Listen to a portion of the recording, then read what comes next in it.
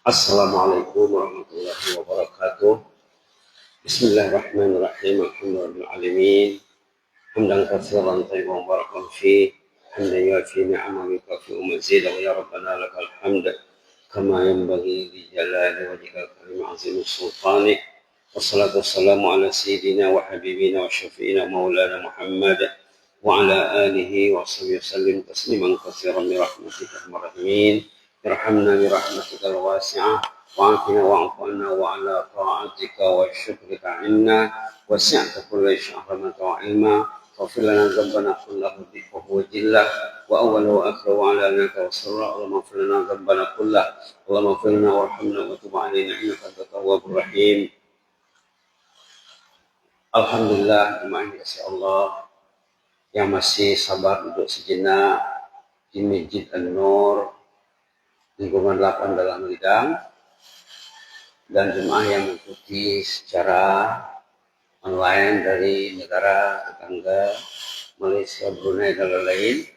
Semoga kita dipertemukan Allah dalam jannahnya selagi kita masih terpaut hati di rumah Allah, apalagi di bulan Rajab ini. Selawat dari salam ke atas Rasulullah Sallallahu Alaihi Wasallam. Kemarin kita bicara tentang doa yang selalu dibaca bila masuk Rajab. Doa ini hadisnya kata ulama ada perbincangan di sana. Ada mengatakan hadisnya hadis dhaif, tapi isinya tidak bermasalah ya. Kita hanya minta diberkahi Allah dalam bulan Rajab, Sya'ban, dan Ramadan. Nah, doanya minta diberkahi. Kemarin kita sudah bicara sebentar ringkas tentang al-barakah. Barakah itu artinya berkembang, bertambah, meningkat. Nah, contohnya kita datang sholat subuh berjamaah. Sebelum tidur kita berniat, besok ya Allah saya mau datang sholat subuh di rumahmu ya Allah. Berniat kita sebelum tidur untuk ke masjid sholat berjamaah. Nah, tidurnya ibadat, meningkat nilainya, itu barakah namanya. Nah, dia tidur 4 jam, 5 jam, 6 jam, sampai 8 jam, tidurnya ibadah. Ada kualitas, ada nilai. Nah, barakah itu yang nilainya meningkat. Orang itu sama-sama tidur. Si alif tidur, si ba tidur, si ta tidur, si e, si b, si c sama-sama tidur. Tapi beda nilainya. Yang satu nilainya tinggi kalau dia berniat untuk sholat berjamaah di rumah Allah subuh dan jangan telat. Nah, kalau telat beda lagi ya. Nah, jangan terlambat. Niatnya untuk sholat berjamaah, niatnya untuk sholat tahajud. Dia bangun sholat tahajud, sebelum tidur dia berniat, sebelum ke masjid saya ingin sholat tahajud ya Allah. Beda lagi nilainya dengan yang tidak sholat tahajud. Kemudian dia ingin meraih langkah ke masjid. Langkah ke masjid disebut dalam Quran Pak ya. Orang tak kira langkah ke masjid. Orang tak kira tidur. Berapa jam dia tidur sehari semalam atau satu malam? Sebulan berapa tidurnya? Setahun berapa tidurnya? 10 tahun berapa tidurnya? Ada orang yang tidurnya ibadat, itulah yang berkah tidurnya. Ada yang tak niat seperti yang disebutkan tadi. Dia penting kalau ngantuk tidur, kalau terbangun sebelum subuh terbangunlah, tak terbangun tak apa. Tak masalah bagi dia. Itu tidurnya adat namanya. Tidak bernilai. Tidurnya adat. Adat kebiasaan yang tidak bernilai. Dalam undang-undang Islam dikatakan al-farqu bainal 'adati wal ibadati an-niyah. Perbedaan antara adat dengan ibadah itu niat. Dia sama-sama tidur. Mungkin satu kamar, mungkin satu tempat tidur. Satu niatnya hebat, ingin membangunkan istrinya sholat tahajud, ingin membangunkan suaminya sholat tahajud.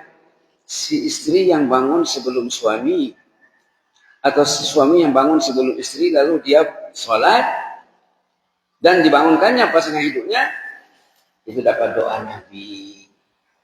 Orangnya tidur dapat doa Nabi, ya Allah, rahmatilah suami yang bangun di malam hari, lalu dia sholat dan dibangunkannya istrinya. Kalau istrinya ternyata masih enggan mau bangun, diambilnya air, dipercikkan ke muka, dipercikkannya ke muka istrinya. Semoga Allah merahmati si istri yang bangun, lalu dia berwudu dan sholat, kemudian dibangunkannya suaminya untuk sholat. Kalau suaminya tidak mau bangun, diambilnya air, dipercikkan ke muka suaminya. Tidurnya ibadat.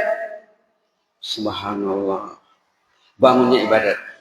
Tentang langkah tadi ya.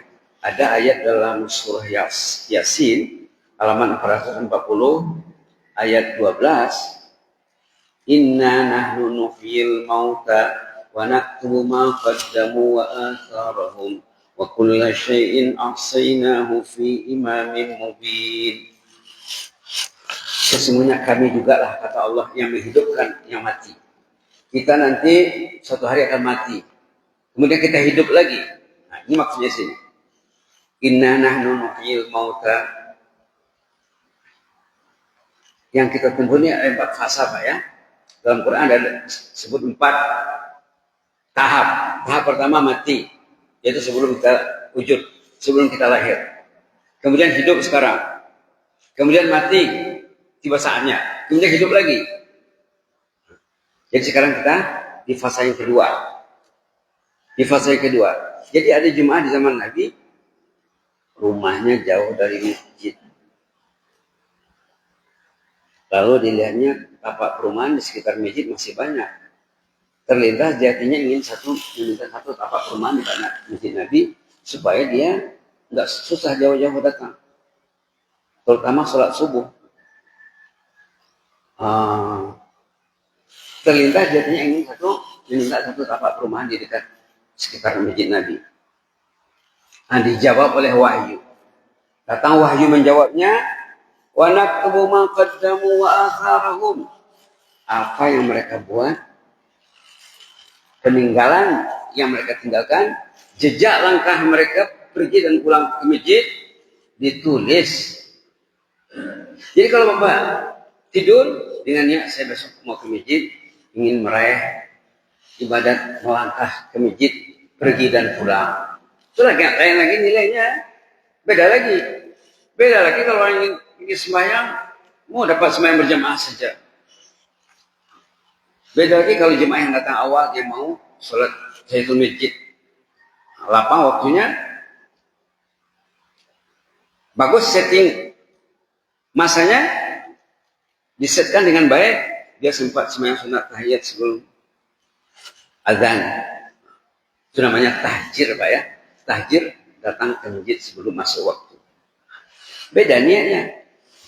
Yang jelasnya, orang yang ingin datang ke masjid dengan meraih langkah, meraih tidur ibadat, 1, meraih langkah pergi dan pulang, 2, meraih sholat sunat tahiyatul masjid kalau sempat, atau sholat sunat qabliyah, itu jangan tersempat.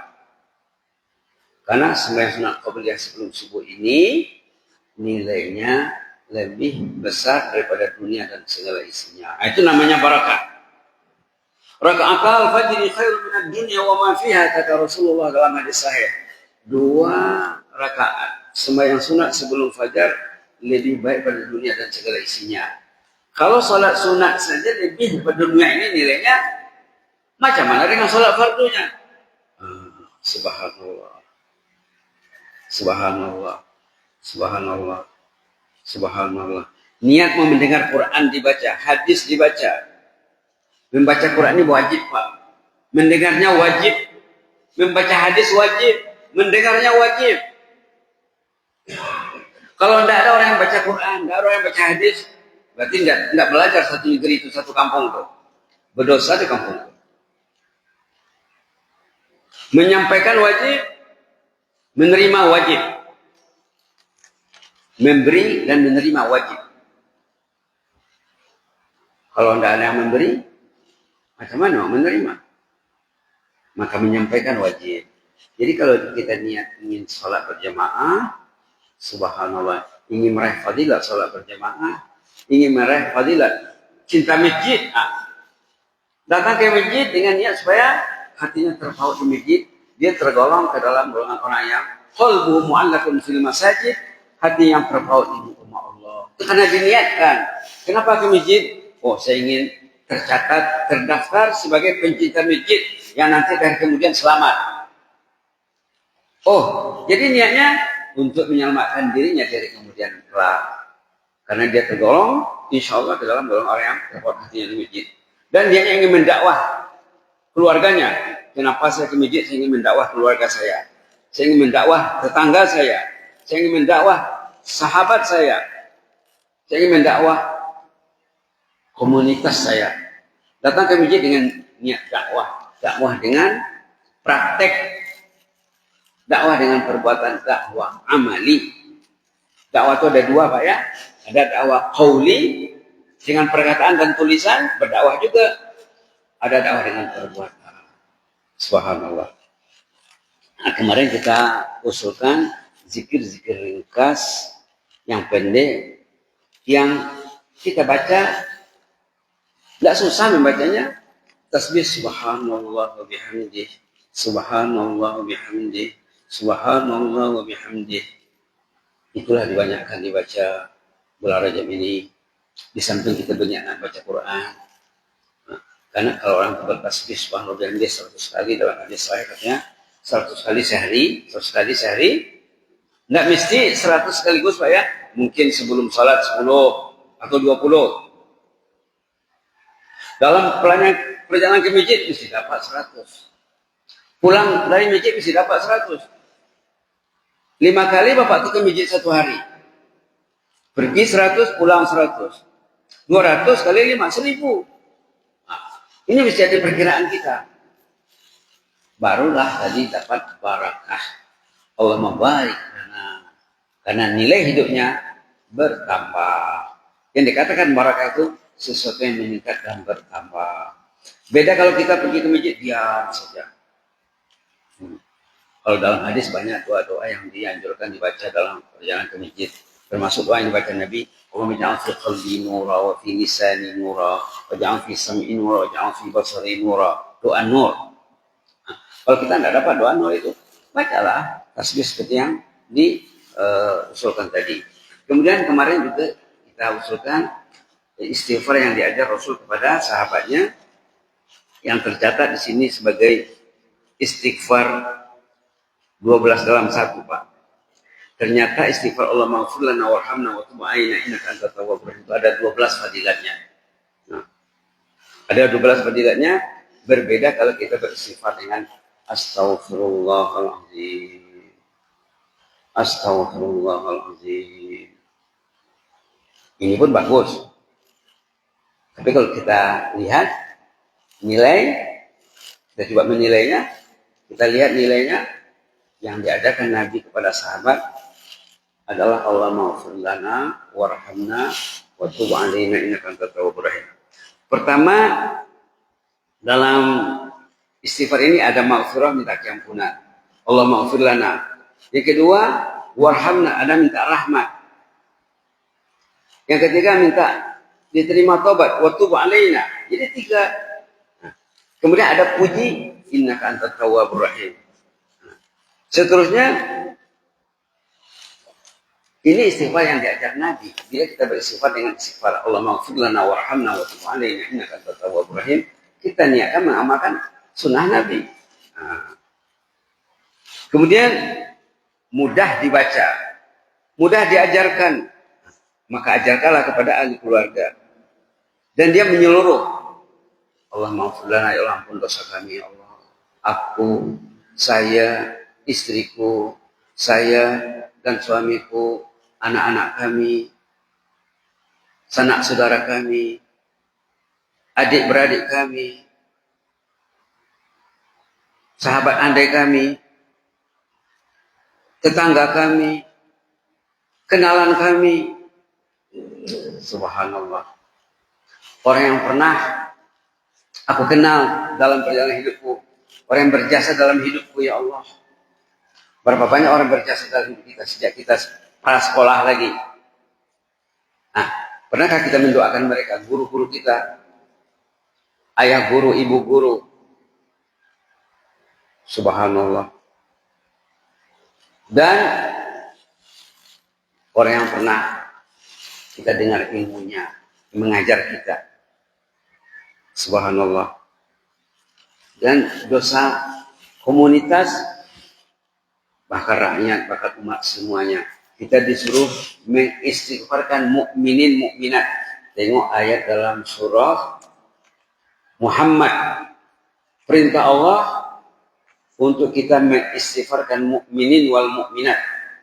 Wastaghfir li dzambika walil mu'minina wal mu'minat. Mintalah keampunan Allah untuk dosamu dan dosa mukmin mukminat. Surah Muhammad ayat 19. Fa'lam annahu la ilaha illallah wastaghfir li dzambika walil mu'minina wal mu'minat wallahu ya'lamu mutaqallabakum wa maswaakum wastaghfir li dzambik. Mintalah keampunan Allah tentang dosamu, walil mu'minina wal mu'minat, dan untuk mukminin mukminat. Hebatnya ya, hebatnya Quran. Jadi ada anjuran untuk beristighfar untuk mukminin mukminat. Dalam hadis disebut siapa yang berdoa beristighfar untuk mukminin mukminat, dia dikasih nilai sebanyak mukminin mukminat. Wah, hebat ya. Kita niatkan saat kita beristighfar, kalau disebut pun sebelum istighfar tidak apa ya Allah. Jadi beristighfar untuk mukminin mukminat ini ya Allah, untuk ayah ibuku, untuk mertuaku, untuk keluargaku, untuk anak cucu, untuk menantu, untuk sanak saudara, sahabat handai, untuk mukminin mukminat ya Allah. Allahumma ighfir lana warhamna wa tub 'alaina innaka antat tawwabur rahim. Dalam hadis disebutkan siapa yang beristighfar untuk mukminat, dia dapat nilai sebanyak jumlah mukmin mukminat. Itulah sejak Nabi Adam sampai kepada akhir manusia nanti. Al-ahya minul amwat, yang hidup dan yang sudah meninggal. Subhanallah. Subhanallah. Subhanallah. Dan bagus juga disimpulkan untuk orang yang bermasalah. Ada kisah benar ini waktu bertugas di negara Brunei Darussalam, mungkin sebelum tahun 2000 barangkali, mula-mula masuk Brunei 1997. Sebelum tahun 2000 barangkali ada jemaah masjid macam sekarang ini, jemaah yang selalu hadir di masjid tazkirah subuh khususnya. Dia mengeluh, ada keluhannya. Dia ini di kantor, di kepala kantor. Katanya apa? Saya ada jemaah di kantor saya, dia ketua ya, kalau di sana kepala. Ada staf saya, pegawai saya yang selalu mengeluarkan kata-kata yang melukai hati orang. Kalau dia ngomong, misalnya terluka hati dibuatnya. Ada yang tak senang. Jadi jemaah gelisah dengan yang seorang ini. Macam mana cara mengatasinya Ustaz? Langsung ya. Langsung curhat. Jangan kita biarkan. Kalau orang ada yang tutur katanya enggak terkontrol, itu perlu diatasi. Kalau kita biarkan, berarti kita turut membiarkannya dalam kezaliman. Oh, enggak masalah. Saya cakap, ayo kita istighfarkan. Siapa namanya? Ditanya namanya. Tujuan namanya ini ditanya supaya bila kita sebut namanya, nanti malaikat mengaminkan doa kita. Istighfarnya termasuk doa. Diistighfarkanlah Bapak. Jadi bilang sama kawan-kawan kantor, saya bilang kita istighfarkan Bapak ini sebut namanya. Istighfarnya inilah, Allahumma ighfir lana warhamna wa tub 'alaina innaka antat tawwabur rahim. Ya Allah, ampun dosa kami. Kenapa orang tuh tak berhasil mengontrol, mengawal, menjaga lidahnya, karena kita tak ingatkan dia, kita tak doakan dia. Jadi ada kesilapan kita juga di dalam. Ada saham kita, ada andil kita, kata orang sini. Ada kelemahan kita, setiap dosa orang yang terkait dalam pergaulannya kita, kenapa dia buat dosa? Karena kita tak ingatkan dia. Jadi kami istighfar kalau Bapak itu. Kira-kira 2 minggu, ada laporan dari yang mengeluh tadi. Macam mana?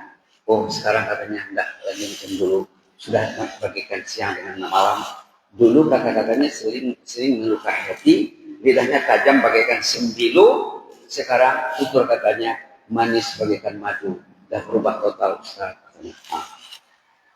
Ini katakan barakah. Dengan satu istighfar, orang lain pun datang. Ada anak yang malas sholat. Ada anak yang malas itu orang, ada yang bermasalah di rumah, malas mengaji, malas belajar, ayo istighfarkan dia. Istighfarkan diri juga, karena anak yang bermasalah itu kadang-kadang silapnya dari orang tuanya. Dalam kitab ta'lim katanya, rukun belajar ini ada 3 katanya. Pertama, pelajar, al-mu'allim, al-muta'allim, si penuntut. Yang kedua, si mu'allim. Yang ketiga, ayah ibunya. Ini mesti kerjasama. Jadi ada kelemahan ayah dan ibu, maka anaknya bermasalah. Mungkin kelemahan ayah dan ibu ini sejak sebelum kawin lagi. Ayahnya sebelum kawin banyak kasus terkait hubungan haram dengan si perempuan, istrinya atau perempuan lain. Dia melangsungkan perkawinan dalam timbunan dosa. Dia tidak merasa berdosa. Kawinlah, dapat anak dari hati ayah yang penuh dengan dosa, dari hati ibu yang penuh dengan noda. Dapat anak bermasalah. Dari mana masalahnya? Dari kesilapan ayah sebelum kawin, kesilapan ibu sebelum kawin. Enggak merasa berdosa, melakukan dosa, itu komunitas kita ya. Bahkan ada yang happy melakukan dosa muda-mudi. Itu berat lagi.